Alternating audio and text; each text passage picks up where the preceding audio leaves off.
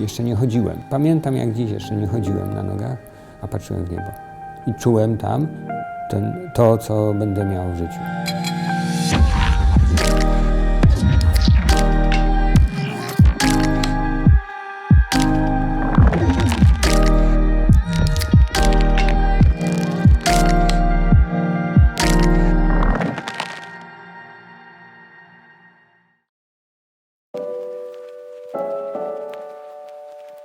Te skrzydła, które my mamy, musimy czuć, jakby były przedłużeniem naszych ramion. I wtedy dopiero się zaczyna asymilować, a my jesteśmy sercem tego szybowca.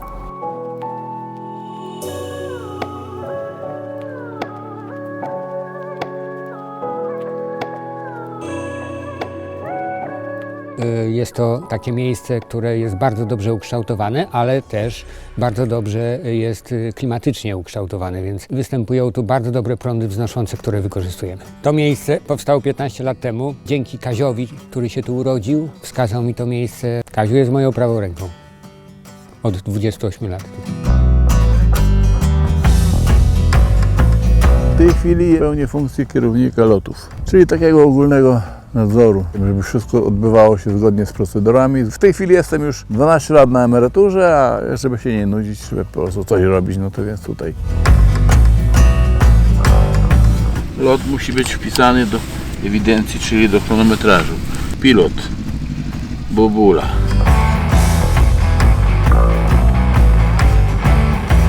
Bocian gotów? Nie. Nie boję się, będzie dobrze. Ten, kto tego pilotuje, to jednak wie, co robi. Naprawdę, bardzo, bardzo duża ekscytacja.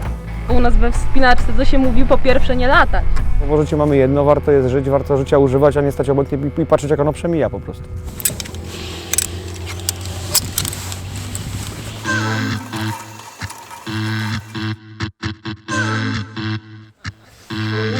Gdzie lecimy?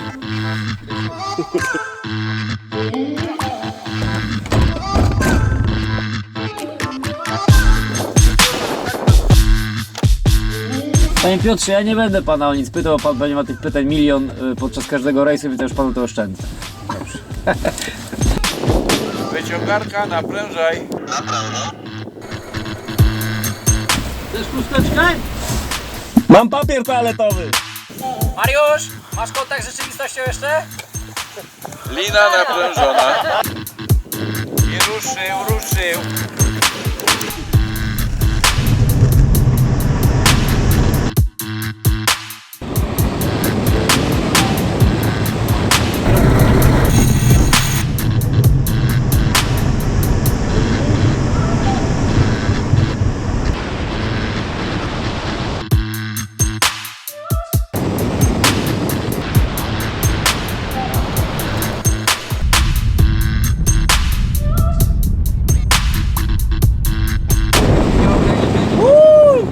O, petarda! Wow! Miałem pana pytać, czy się panu nie nudzi, ale chyba nie, co? Latanie, które tutaj mamy w Bieszczadach i latanie takie jak ja to uprawiam jest terapią. Terapią na te wszystkie bolączki, które ludzie mają. No wystarczy ze mną wsiąść i się przelecieć, dlatego że w sposób naturalny odrywamy się od tych problemów. To jest jedna rzecz. Zatrzymać się tu i teraz, skupić się nad tym, co widzimy i gdzie jesteśmy, to jest druga rzecz. A trzecia rzecz, jeżeli siądziemy do tego szybowca, a boimy się, wylądujemy i będziemy szczęśliwi, żeśmy to zrobili, to pozbywamy się lęków. Lęków latania, lęków wysokości i jakichkolwiek lęków, które człowiek ma. 10-minutowy lot może zmienić życie ludzi i zmienia.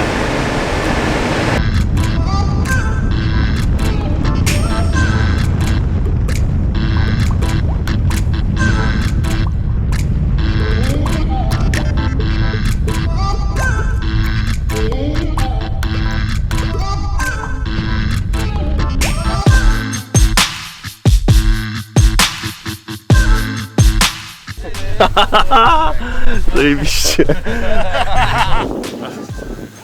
Ziemia. Bardzo ładny sposób, żeby doświadczyć naszych pięknych Bieszczadów. Bardzo się dobrze mam, chcę więcej. Genialne doświadczenie, genialne. To nie mieliśmy tutaj ludzi, którzy odeszli stąd niezadowoleni.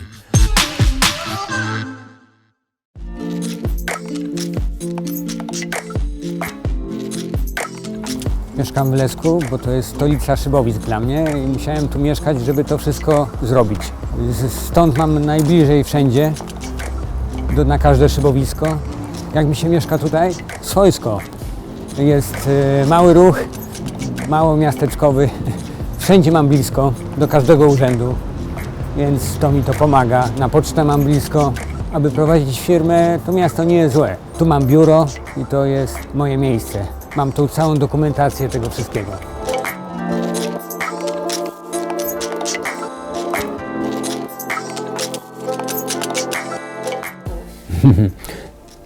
Jak przyjechałem, to wynalazłem takie coś.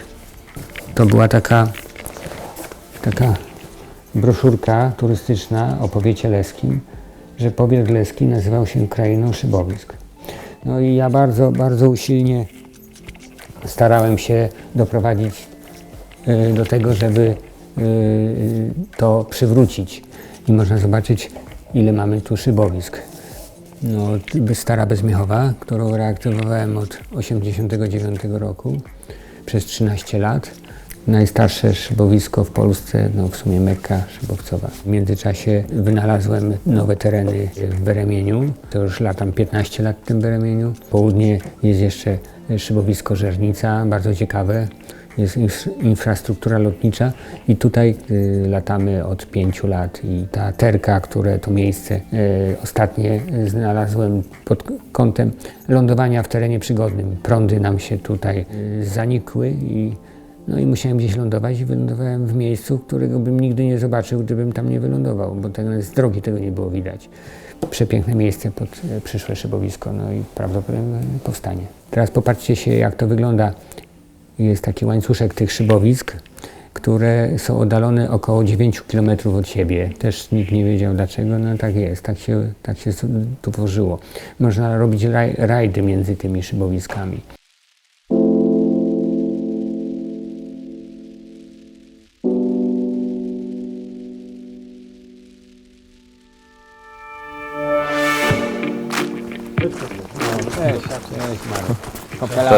Tu nie było.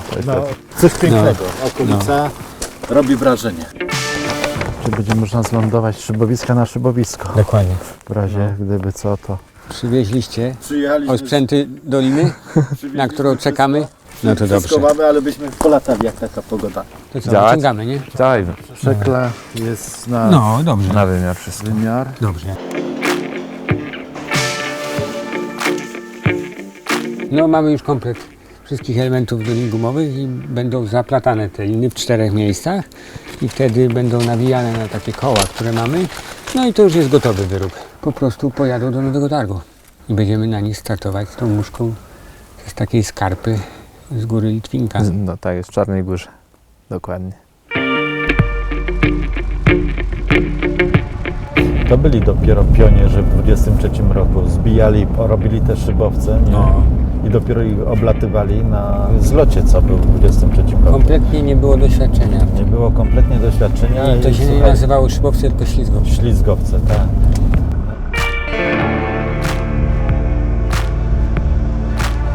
Teraz chcemy reaktywować tą białkę, że to jednak trzeba mieć takie zaparcie, takie niesamowite zaparcie, żeby iść do przodu, żeby w pewnym momencie się nie poddać, nie powiedzieć, a po co mi to, a po co ja to robię w zasadzie, nie? Tylko trzeba mieć ten cel i do niego tak dążyć. Dlatego jak te 4 szybowiska w Bieszczadach, no to coś niesamowitego powstają tutaj. Na 4 się skończy, czy jeszcze coś wymyślisz?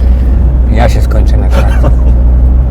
No ale w zasadzie te przeloty falowe, to Ci powiem, że tak niedawno dopiero ruszyły, nie? Wiesz, bo Sebastian się naumiał, ja się w Nowej Zelandii naumiałem i wiesz, i chcieliśmy na ten grunt przenieść i okazuje się, że się da. Wiesz, no jak myśmy pierwszy tu przelot z Tatry zrobili, to ja byłem bardzo happy. Tatry i z powrotem. Nowe perspektywy szybownictwa w Polsce, prawda? No tak, no to wiesz, nowa karta w ogóle. Tak. A nie, tu, zmyłka. Do tego kaska podjedziemy, bo może tą skórę będziemy mieć.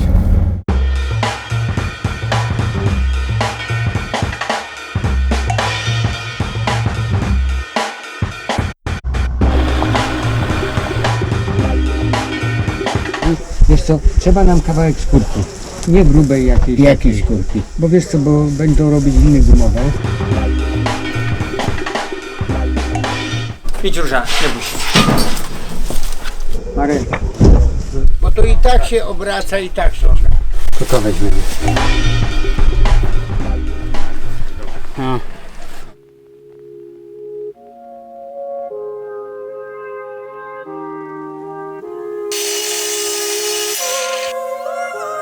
No ja mu zawsze pomagam, zawsze jak coś trzeba, to do mnie.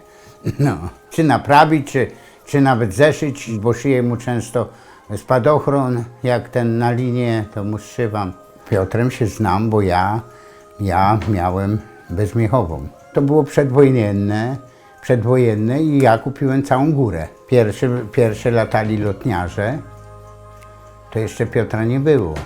No i ja tam miałem owce, był wypas owiec, no i tak się zaczęło. A później Piotr jakimś tam cudem dowiedział się i przyjechał tu do mnie, nie? Żeby ja mu wydzierżawił bezmiechową. No. Jak on tu przyjechał, on tu pierwszy dzień od razu tu mieszkał u mnie. No taka sytuacja, że nie było gdzie spać. No przecież nie było niczego. Ja mu kanapki nieraz robiłem, wyganiałem go. Żeśmy chodzili razem po górach, po Ukrainie, no. Z żoną później, z narzeczoną przyjeżdżał wtedy, nie? Tu z Warszawy ludzie przyjechali, spali właśnie w tym domu, no i se chodzili na górę tam, robili troszkę, no, te loty, nie?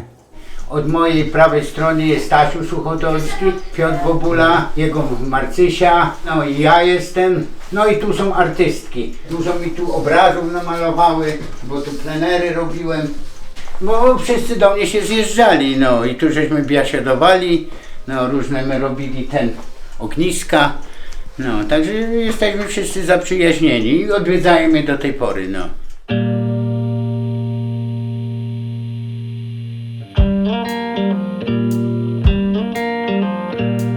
Dlaczego znikły te szybowiska? Ponieważ blisko tu była granica. Szybowiska były kojarzone z arystokracją II Rzeczypospolitej, co zwalczane było w czasach komunistycznych.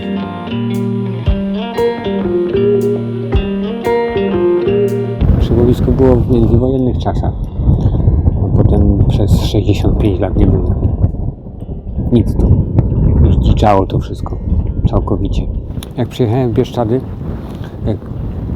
poznałem tą bezmiechową, to ona była zarośnięta. Trudno było w ogóle widzieć, w którym miejscu ten szybowiec może startować. Podstawowe rekwizyty to grabki, łopata, siekiera, kosa normalna do koszenia. Bobula, Stasiu Suchodolski, oni to zaczynali, no i ja rąbałem, nie? Bo to było wszystko zarośnięte. No ja te liny naciągałem, tam puszczałem, no przecież ja tam im chatkę tą budował.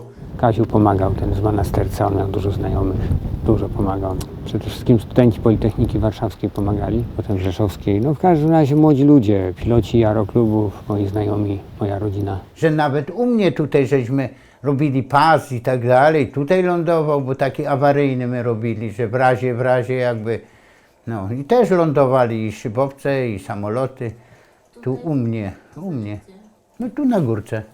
Tak, to była taka dość szeroka aktywizacja społeczności. No to było dawno i Bezmiechową uważam jako swoje dziecko. Politechnika Rzeszowska do tej pory prowadzi tam ośrodek szybowcowy. Cieszę się, że to wszystko tu hula, że lata, że to wszystko jest.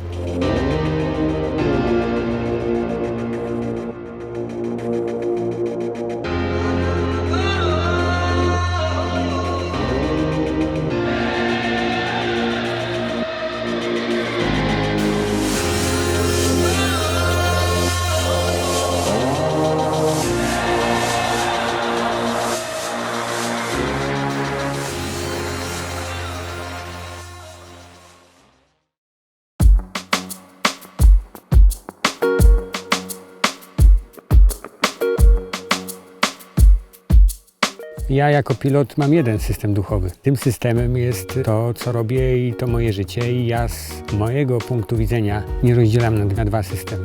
Bo jak oddalicie się trochę od tych systemów w powietrze, zobaczycie, że to jest jeden system. Ta pani to Matka Boska Szybowcowa. Ma szybowca, bo jej wylądował na kapliczce. Kapliczka jest związana, bo została mi dana w prezencie, jak przyjechałem w Bieszczady, w ramach dziękowania za to, że reaktywuję szybownictwo w Bieszczadach w 1991 roku. I ona jest cały czas ze mną. I może jakbym nie był duchowy od małego jako pilot, to może w ogóle bym nie zauważył, że ja mam być pilotem. Dzięki serdeczne panowie za pomoc. Dziękujemy. Dziękuję.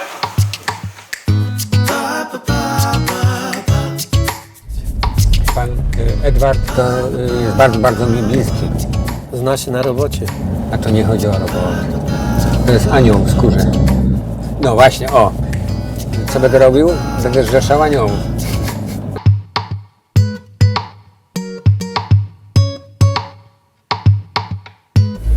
Jedziemy na lądowisko Żernicy Wyżnej do hangaru, który tam stoi, ponieważ w hangarze mamy do remontu szybowiec. No i pan Edward się trudni naprawianiem naszych szybowców, bo to jest wykwalifikowany stolarz szybowcowy.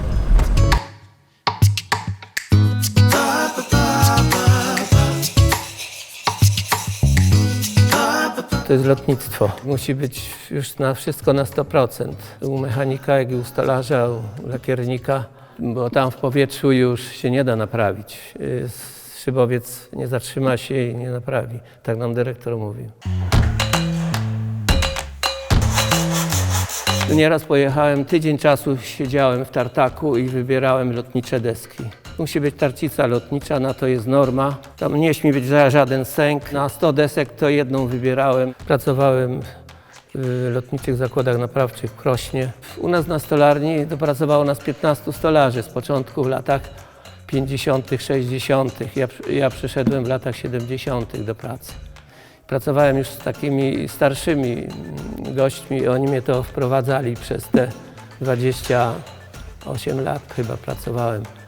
Pozwalniali, zakład nie istnieje po prostu. Znaczy Piotrek jak zrobię, to mnie weźmie w powietrze i tyle.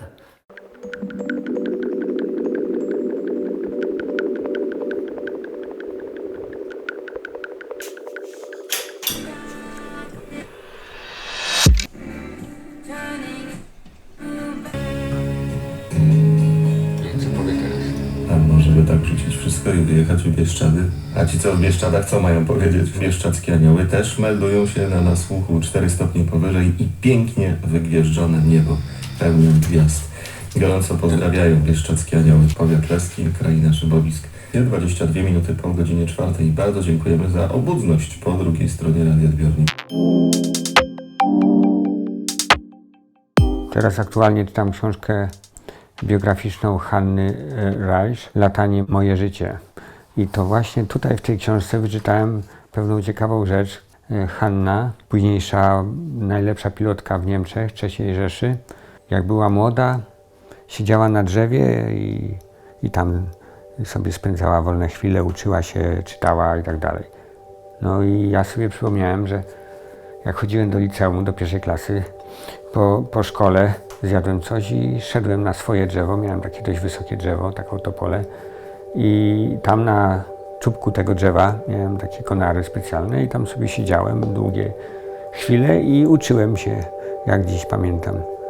Nie wiem, o czym to świadczy, ale chyba o wielkiej pasji latania.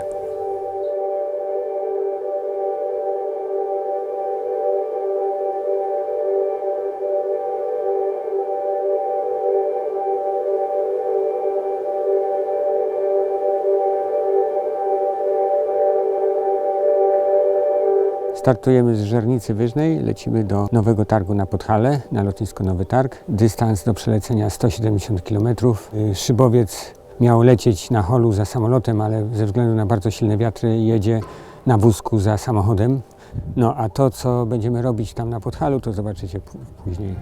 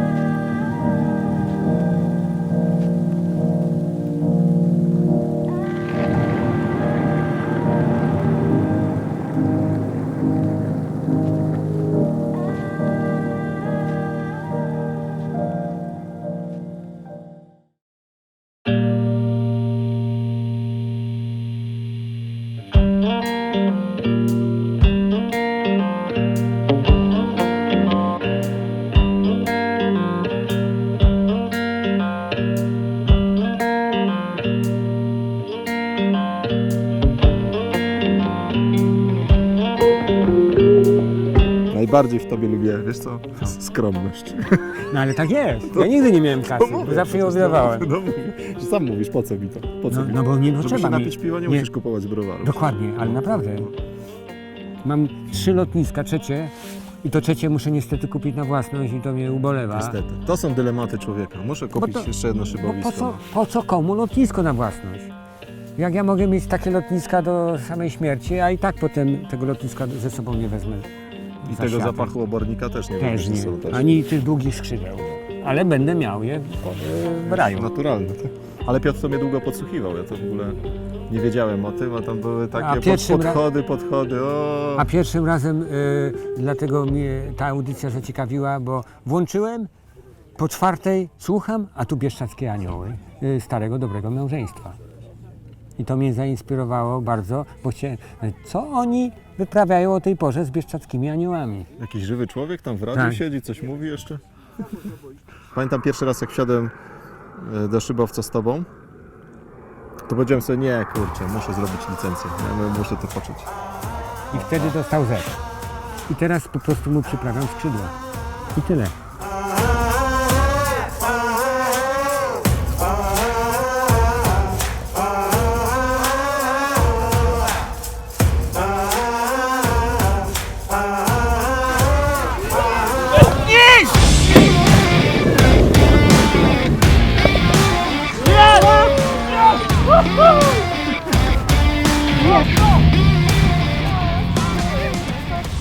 Dzisiaj mamy święto skrzydlatych aniołów. Wiecie o tym. Raz w roku tylko jest. 29 września. O! Ja pierdzielę. Jest, to jest... Silnik odrzutowy. Przed Państwem Adam Czelacki, JS1. Silnikiem odrzutowym. Kosmiczna technologia. Tak, bo ma przeciążenie. To jest technologia. Ten gościu nie ma sprawnych nóg. Wiecie o tym. On jest na wózku inwalidzkim jeździ. No to jest jak odrzutowiec to brzmi.